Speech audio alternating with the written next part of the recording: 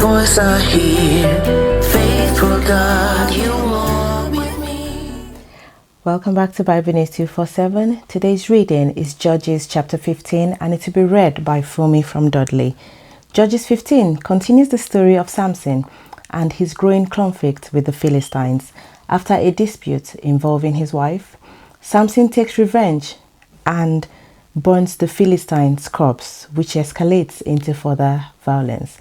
Despite being handed over by his own people, Samson is empowered by God to defeat 1,000 Philistines with a jawbone of a donkey. The chapter highlights themes of strength, conflict, and God's provision as Samson later cries out and God provides water in his moment of need. Now let's listen as she reads.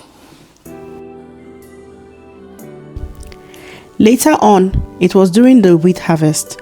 Samson visited his bride, bringing a young goat. He said, "Let me see my wife. Show me her bedroom." But her father wouldn't let him in. He said, "I concluded that by now you hated her with a passion, so I gave her to your best man. But her little sister is even more beautiful. Why not take her instead?" Samson said, "That does it. This time when I wreak havoc on the Philistines, I'm blameless." Samson then went out and caught 300 jackals.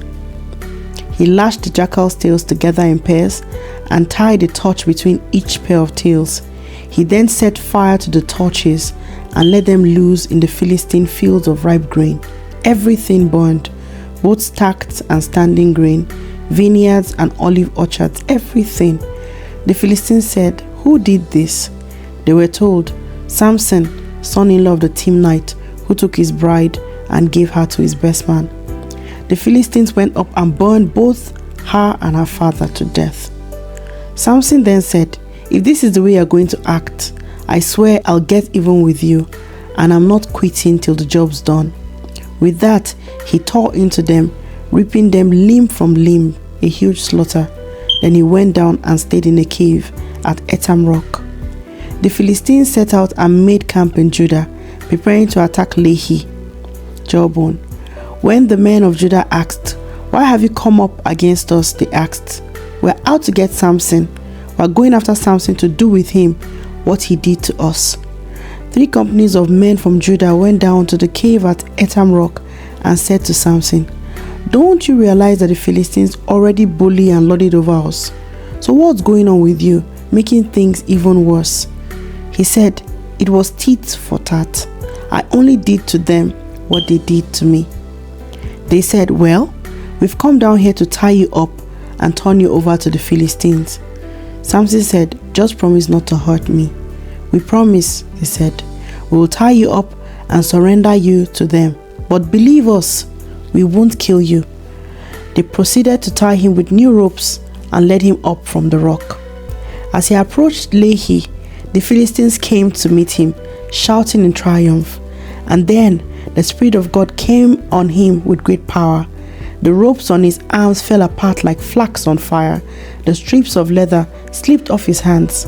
He spotted a fresh donkey jawbone, reached down and grabbed it, and with it killed the whole company. And Samson said, "With a donkey's jawbone, I made heaps of donkeys of them. With a donkey's jawbone, I killed an entire company." When he finished speaking, he threw away the jawbone. He named that place Ramath Lehi, Jawbone Hill. Now he was suddenly very thirsty. He called out to God, "You have given your servant this great victory. Are you going to abandon me to die of thirst and fall into the hands of the uncircumcised?" So God split open the rock basin in Lehi. Water gushed out and Samson drank. His spirit revived. He was alive again.